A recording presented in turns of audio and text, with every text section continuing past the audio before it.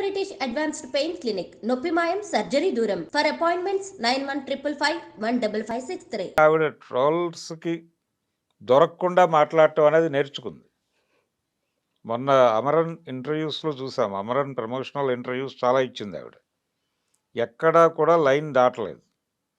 అంటే ఆ సబ్జెక్ట్ నుంచి డీవియేట్ అవ్వటం కానీ, వ్యక్తిగతమైనటువంటి అభిప్రాయాలు వ్యక్తం చేయటం కానీ ఆవిడ చేయలే. చాలా కాన్షియస్గా ఉంది. సో ఇదే కొనసాగుతుంది.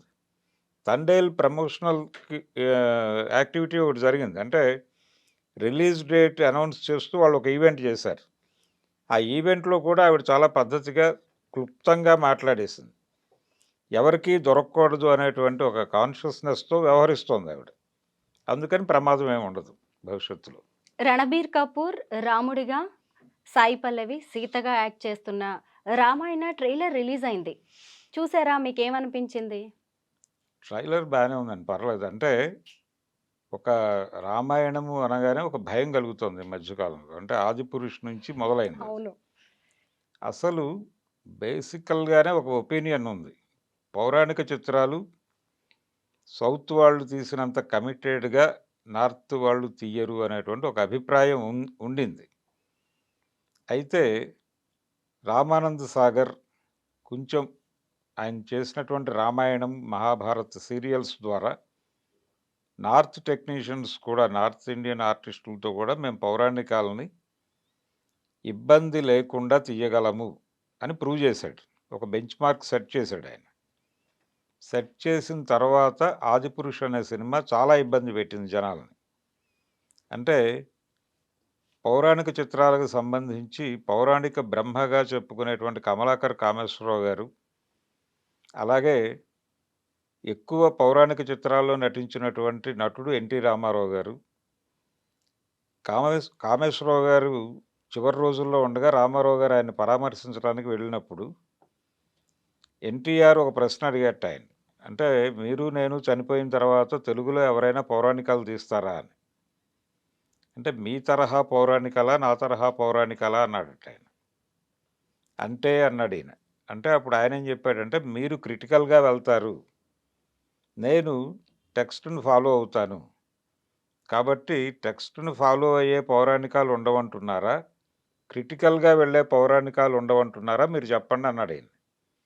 అంటే అప్పుడు ఎన్టీఆర్ చెప్పిన సమాధానం ఏంటంటే, నేను క్రిటికల్గా వెళ్తాను అనే మాట వాస్తవమే, కానీ రెడిక్యూల్ చేయను, అపహాస్యం చేయను. నేను విమర్శనాత్మకంగా సినిమాలు తీస్తాననే మాట వాస్తవమే, కానీ అపహాస్యం చేసిన దాఖలాలు లేవు నా సినిమాల్లో అని చెప్పాడు ఆయన. నిజమే అది. కానీ ఆదిపురుషులో వాళ్ళు క్రిటికల్గానూ వెళ్ళలేదు, అలాగని కమలాకర్ గారు చెప్పినట్టు టెక్స్ట్ని ఫాలో కాలేదు, అపహాస్యం చేశారు. అపహాస్యం చేయటం వల్లనే సినిమా అది డిజాస్టర్ అయింది. అంటే దేశవ్యాప్తంగా ఉన్నటువంటి అందరి మనోభావాలని గాయపరిచింది ఆ సినిమా. రావణుడితో వెల్డింగ్ చేయిస్తున్నట్టు ఒక సీన్ పెట్టాడు ఆయన. అది చాలా ఇబ్బంది పెట్టింది. అంటే జనాలలో ఒక నమ్మకం, దాని మీద ఒక పద్ధతిలో దాన్ని ఫాలో అవుతూ వస్తున్నారు. దానికి భిన్నంగా వెళ్ళకూడదు. అంటే వాళ్ళని గాయపరచకుండా మీరు ఏదైనా చెప్పదలుచుకుంటే చెప్పండి. ఇప్పుడు దానవీర సూరకర్ణలో చాలా క్రిటికల్గానే పెడతాడు, క్యాస్ట్ ఇష్యూని మాట్లాడతాడు సినిమాలో, ఆయన దుర్యోధనుడి పాత్రలో. అలాగే శ్రీరామ్ పట్టాభిషేకంలో రావణ పాత్రలో ద్రవిడ సిద్ధాంతాన్ని మాట్లాడతాడు ఎన్టీ రామారావు. అది వేరు. కానీ ఆయన ఆహార్యము, ఆ నిర్వహణ, సెట్టు, దానికి సంబంధించి ప్రజల్లో ఉన్న నమ్మకాలను ఎక్కడా చెదరగొట్టలేదు ఆయన. అందుకనే ఆయన ఆ మాట అన్నాడు, అపహాస్యం చేయొద్దు అని. మీరు క్రిటికల్గా సినిమా తీయండి, తప్పులేదు, కానీ రెడిక్యూల్ చేయొద్దు. ఆ రెడిక్యూల్ చేయకుండా ఉంటే పౌరాణిక సినిమాలు చూస్తారు జనాలు. మీరు అందులో కొంత విమర్శనాత్మక ధోరణి ప్రవేశపెట్టినా జనం చూస్తారు, చూసిన దాఖలాలు ఉన్నాయి. కాబట్టి ఈ జాగ్రత్త తీసుకుని ఉంటారు ఈ సినిమా విషయంలో అనుకుంటున్నాను నేను. ఏది ఇప్పుడు రణబీర్ కపూర్, సాయి పల్లవి, అలాగే ఈ సినిమాలో యష్ రావణ పాత్రలో కనిపిస్తున్నాడు, కేజీఎఫ్. అవును. ఆయన కూడా అంటే ఆ క్యారెక్టర్ని ఎక్కడా కూడా వాళ్ళు అందులో చూపించిన రావణ పాత్రలాగా లేదు ఇది. వీళ్ళు కొంత టెక్స్ట్‌ని ఫాలో అయ్యారు. టెక్స్ట్‌ని ఫాలో అవ్వటం అంటే తెలుగులో పౌరాణిక నాటకం నుంచి పౌరాణిక చిత్రం ఒక షేప్ తీసుకుంది. ఆ సాంప్రదాయం నుంచి డీవియేట్ కాకుండా నడిచిందది ఈ రామాయణంలో. అందుకని ఇది 'ఆదిపురుష్' లాగా లేదు అనే అభిప్రాయం ఇప్పుడు ట్రైలర్ చూసిన ప్రతి వాళ్ళు మాట్లాడుతున్నారు. అలా ఒక భరోసా కల్పించింది ట్రైలర్ అయితే. సినిమాలో కంటెంట్ ఎలా ఉంటుందనేది సినిమా రిలీజ్ అయిన తర్వాత గొడవ. సీత పాత్ర పరిచయం ఇందులో కూడా అంటే ఇప్పుడు పరిస్థితి ఎలా తయారైందంటే పాన్ ఇండియా మూవీ ఇది వరల్డ్ మార్కెట్‌ని టార్గెట్ చేస్తూ నడుస్తున్నాయి సినిమాలు. ఈ గొడవలో పడే ఈయన 'మార్వెల్' సిరీస్ వీటి ఇన్‌ఫ్లూయెన్స్‌కి గురై ఆయన 'ఆదిపురుష్' అలా తీశాడు. ఓం రౌత్. ఇప్పుడు ఆ ప్రమాదం లేకుండా వీళ్ళు కొంత పరిహరించుకున్నారు కానీ, ఇక్కడ కూడా కొన్ని ఉన్నాయి. అంటే రాముడు గుర్రం మీద స్వారీ చేయటం ఇలాంటి సన్నివేశాలున్నాయి. ఇంతకు ముందు వచ్చినటువంటి ఏ రామాయణంలోనూ ఆయన గుర్రం మీద స్వారీ చేస్తున్నటువంటి సన్నివేశాలు కనిపించలేదు. ఇది కొంచెం మళ్ళీ జనాలు కొంచెం సీరియస్‌గా గమనిస్తున్నారు దీన్ని. ఏమిటి కండిషన్ అని. అయితే ద్రవిడ సిద్ధాంతం ప్రకారం అశ్వాన్ని తీసుకొచ్చింది వాళ్ళే కాబట్టి వాళ్ళ ఎంబ్లమ్స్ అన్నీ ఆర్యుల తాలూకా ఎంబ్లమ్స్ అన్నీ గుర్రంతోనే ఉంటాయి. సో, రాముడు గుర్రం మీద రావటం అనేది పెద్ద ఇబ్బందికరమైనటువంటి వ్యవహారం కాదు అనే వ్యాఖ్యానాలు కూడా వినిపిస్తున్నాయి. ఆయన ఒక రాజు, అశ్వమేధ యాగం చేసిన చరిత్ర ఉంది. అవును. అసలు ఆర్యులే గుర్రాలను తీసుకొచ్చారు ఇక్కడికి అనేది. హ్మ్. కాబట్టి సింధు దగ్గర నుంచి మొదలైంది గొడవ గుర్రాలు అనేది. వాళ్ళ ఎంబ్లమ్స్ అన్నీ కూడా దాంతోనే ఉంటాయి. గుర్రాలతోనే ఉంటాయి. ఇక్కడ ఎద్దులు అవి కనిపిస్తాయి. అందుకని ఆ తేడా ఉంది. సో, కాబట్టి ఆయన గుర్రం వేసుకురావడం తప్పేం కాదు అనే పద్ధతిలో వ్యాఖ్యానాలు చేస్తున్నారు. ఈ రామాయణ కాస్టింగ్ కూడా కొంత ఇంట్రెస్టింగ్‌గా ఉంది. సన్నీ డియోల్ హనుమంతుడి క్యారెక్టర్‌లో ఉన్నారు. శూర్పణఖ క్యారెక్టర్‌లో రకుల్ ప్రీత్ సింగ్ హ్మ్. కైకేయిగా లారా దత్తా యాక్ట్ చేస్తోంది. కొంత రకుల్ ప్రీత్ అనేది ఇంట్రెస్టింగ్‌గా ఉందన్నమాట. సాయి పల్లవి, ఇక్కడ శూర్పణఖ వీళ్ళిద్దరి మధ్య ఏమన్నా ఇంట్రెస్టింగ్‌గా పెడతారా ఇంకా అనేది కూడా వినిపిస్తోంది. అంటే శూర్పణఖ పాత్ర మీద రకరకాల కోణాలున్నాయి. అంటే ఆయన పట్టాభిషేకం సినిమాలోనే అది ప్రస్తావన చేస్తాడు. మేము అంటే దండకారణ్యాన్ని రావణుడు ఆవిడకి అరణంగా ఇచ్చాడు అని, ఆవిడ అనుమతి లేకుండా వీళ్ళు ప్రవేశించారని, ఇలా ఒక కాంట్రోవర్సీ ఉంది దాని మీద. ఈ కాంట్రోవర్సీని డిజైన్ చేసినవాడు పెరియార్ రామస్వామి. పెరియార్ నుంచి ఇన్స్పైర్ అయ్యి ఎన్టీ రామారావు గారు దాన్ని సినిమాలో వాడాడు. సినిమాలో వాడి ఆయన మేము కదా అరణమిచ్చింది, అరణమిచ్చినటువంటి భూమిలోకి శూర్పణఖ అనుమతి లేకుండా ఈ నరఘాతకులు ఎలా ప్రవేశించవాలి అంటాడు ఆయన. ఇలా నడుస్తుంది డైలాగ్.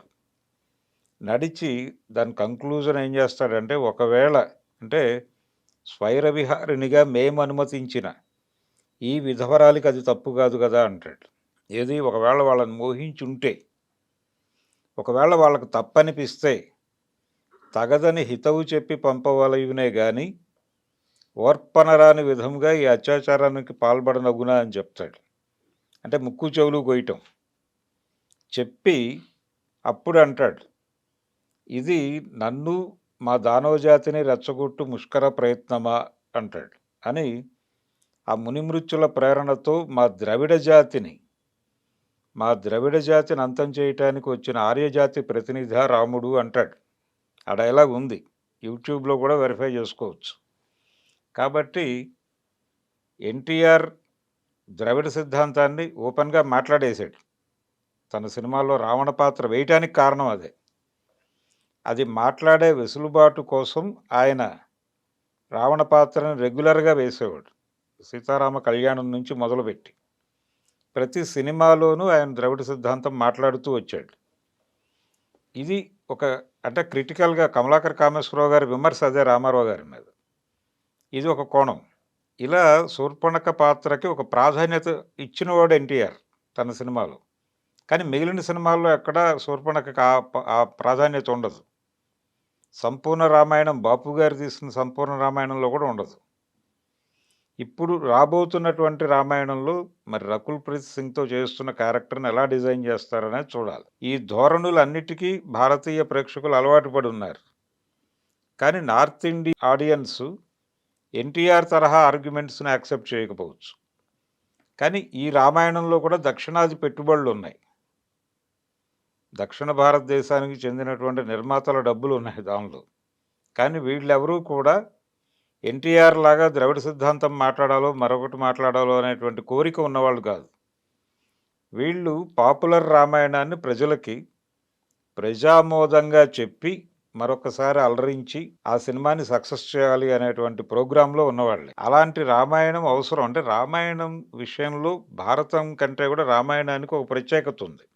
ఏమిటా ప్రత్యేకత అంటే రామాయణంలో రాముడు ఎక్కడా కూడా సొంత నిర్ణయాలు తీసుకోడు. సొంత నిర్ణయం అనేది ఎక్కడా ఉండదు. ఆయన పర్సనల్ లైఫ్లో ఏది చెయ్యాలన్నా ఏ నిర్ణయం తీసుకోవాలన్నా ఆయన మంత్రుల్ని పెద్దల్ని సంప్రదించిన తర్వాతే నిర్ణయ ప్రకటన ఉంటుంది. దీన్ని జనాల్లోకి పంపు చేయటమే రామాయణ లక్ష్యం. అంటే ఏదైనా కాన్స్టిట్యూషనలైజ్ అయి ఉండాలి అనేది రామాయణం చెప్పినట్టుగా భారతం చెప్పదు.